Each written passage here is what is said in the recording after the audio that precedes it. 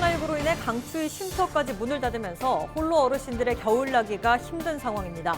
전기장판을 깔고 이불을 덮어도 바닥에서 냉기가 올라올 정도인데 파고드는 추위를 버티기 힘들어도 갈 곳이 없습니다. 7일 부산에서 19명이 양성 판정을 받아 누적 확진자가 2,092명으로 늘었습니다. 요양병원 확진자 2명이 추가됐고 임시선별 검사소에서도 3명이 확진 판정을 받았습니다. 부산시가 코로나19 재확산으로 어려움을 겪고 있는 집합금지 업종과 제한업종, 운수업계 등에 정부 지원과 별개로 추가 지원금을 지급하기로 했습니다. 부산형 재난지원금에 2,200억 원이 투입됩니다. 기장군에서는 처음으로 일광면에서 도시재생 사업이 이뤄집니다.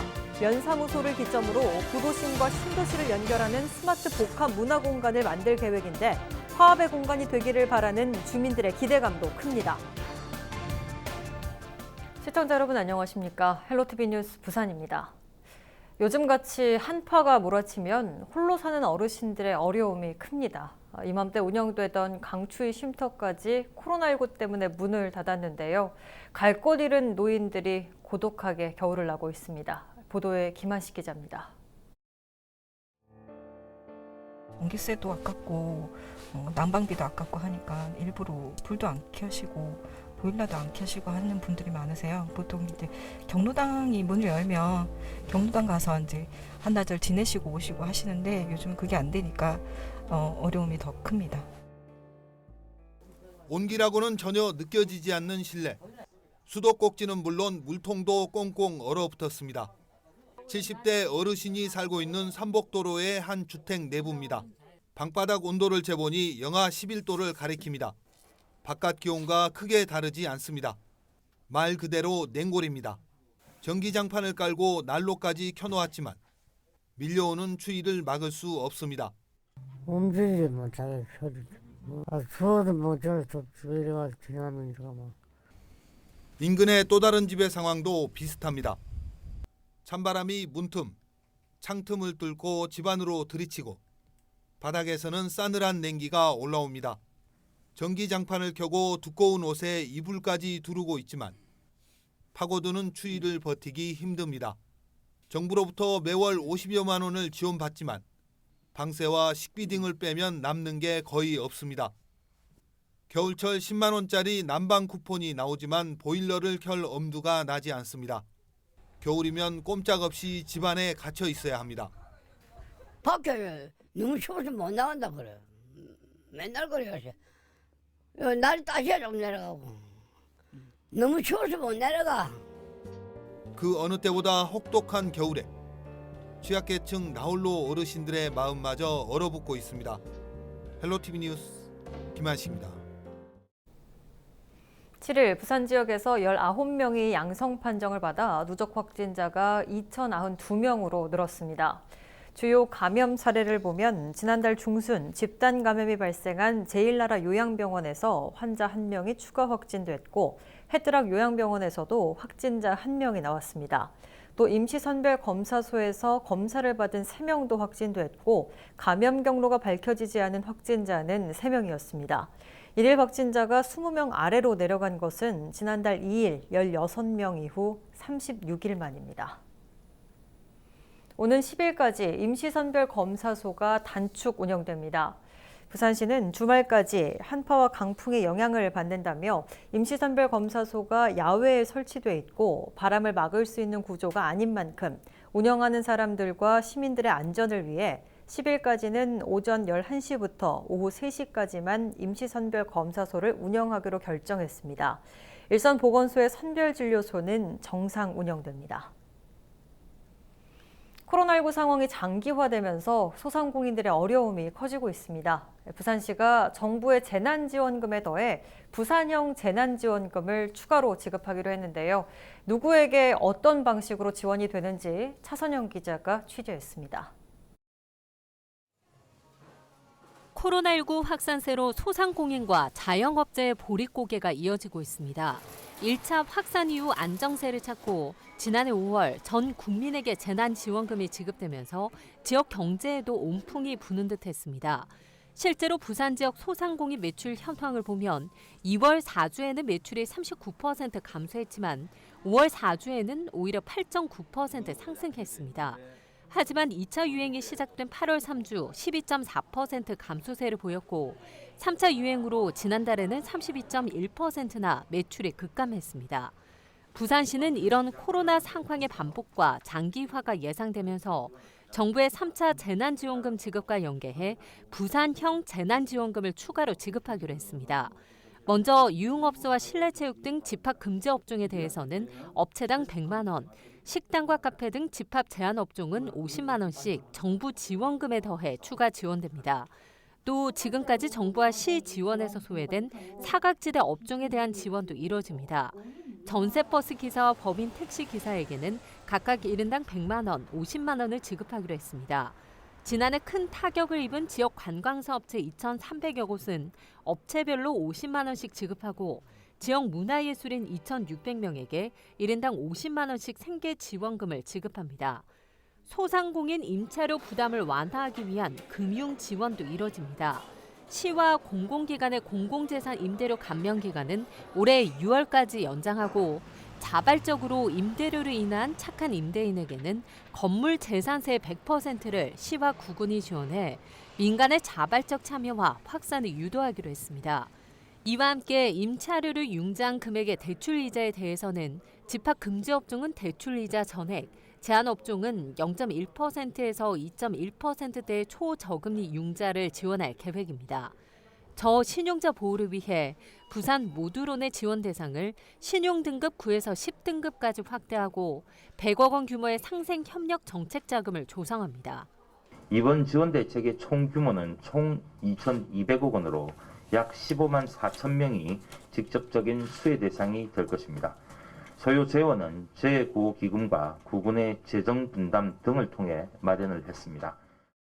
이번 부산형 재난지원금 2,200억 원 가운데 금융 지원이 1,300억 원으로 가장 많고 직접 지원은 750억 원, 공공재산 임대료나 재산세 등의 감면이 150억 원입니다. 헬로티비 뉴스 차선영입니다.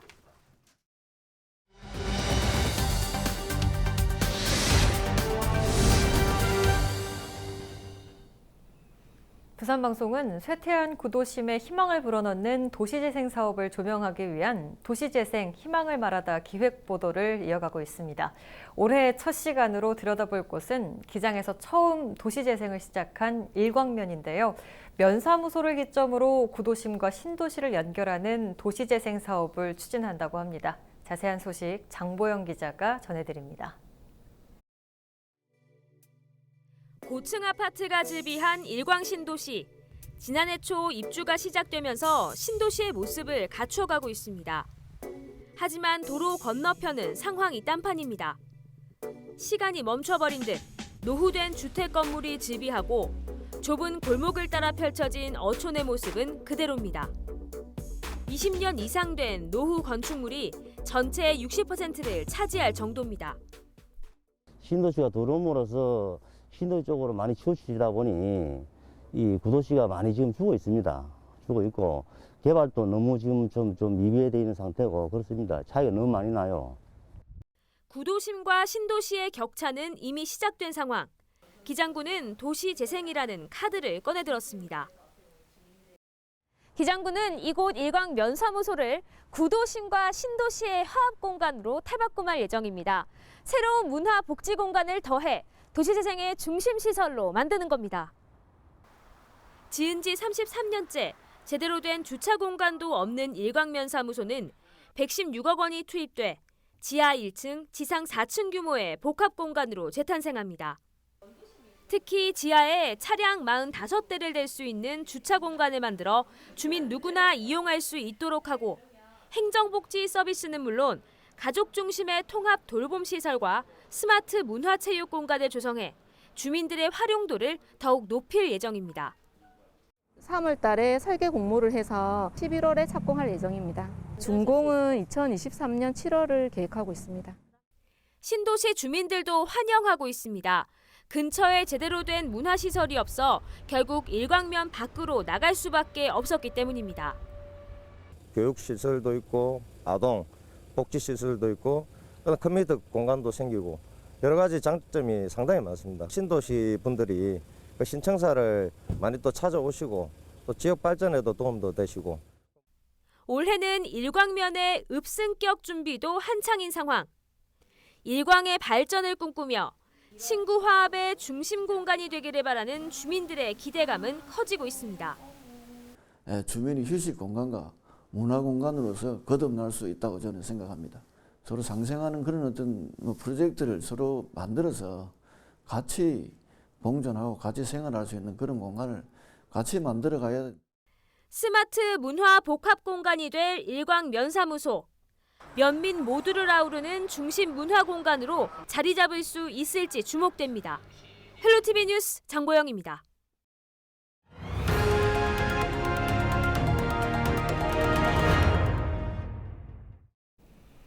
부정청약 사실을 모른 채 분양권을 사서 입주한 주민들이 집을 잃을 위기에 놓이면서 논란이 커지고 있습니다. 해운대 마린시티 A아파트 입주민 30여 명은 7일 시행사의 공급계약 취소 방침에 반발해 시위를 벌였습니다.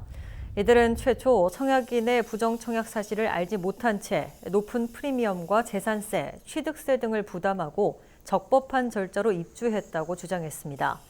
이 아파트 시행사는 주택법 65조에 따라 불법 청약에 대해서는 사업 주체가 취소 권한이 있다며 부정청약을 근절하기 위해 법적인 조치를 하겠다는 입장을 보인 것으로 알려졌습니다. 해운대구는 선의의 피해자를 보호하기 위해 시행사의 재분양을 허가하지 않겠다는 방침을 밝혔고 정치권에서도 억울하게 자기 집에서 쫓겨나는 일이 발생하지 않도록 하기 위한 법 개정안이 발의될 것으로 보입니다. 부산시가 정부가 추진하는 상생형 지역 일자리 공모 사업에 부산형 일자리 모델을 신청했습니다. 상생형 지역 일자리 사업은 노사민정이 상생협약을 거쳐 일자리를 창출하면 정부와 지방자치단체가 행정, 재정 지원을 하는 사업입니다. 부산시가 신청한 모델은 차세대 전기차용 동력 전달 장치 생산업체와 협력사들이 미래차 부품단지를 조성하고 2031년까지 전기차 구동 유닛 500만 대를 생산하는 사업입니다. 시는 이를 통해 4,300명의 고용을 창출한다는 계획입니다. 최종 사업 선정 여부는 이달 중 민간합동지원단 현장 실사와 산업부 상생형 지역 일자리 심의위원회 최종 의결을 거쳐 결정됩니다. 부산시가 오는 11일 오전 9시부터 2021년 비영리단체 공익활동 지원사업 설명회를 온라인으로 개최합니다. 설명회 대상은 비영리 민간단체 지원법 제4조에 따라 부산시에 등록된 비영리 민간단체 중 2021년 공익활동 지원 사업에 신청하고자 하는 단체 등입니다. 올해는 8개 유형의 사업에 모두 13억 8천만 원을 지원하며 공모에 의한 공개 경쟁 방식으로 공익사업 선정위원회에서 지원 사업을 선정할 방침입니다. 부산시립 소년소녀합창단이 2021년도 신규 단원을 공개 모집합니다. 2020학년도 기준 초등학교 3, 4학년 학생이면 누구나 응시할 수 있으며 애국가를 비롯한 지정곡과 음감 테스트 등을 거쳐 선발됩니다.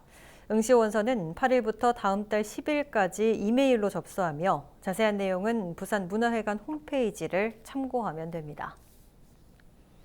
부산시가 지역 화장품 뷰티 제품을 홍보하고 판매하는 온라인 비뷰티데이 행사에 참가할 기업을 오는 13일까지 모집합니다. 부산시가 주최하고 부산 테크노파크와 부산 화장품 산업협회가 주관하는 이번 행사는 지역 화장품 뷰티 기업 제품의 판로를 확대하기 위한 것입니다.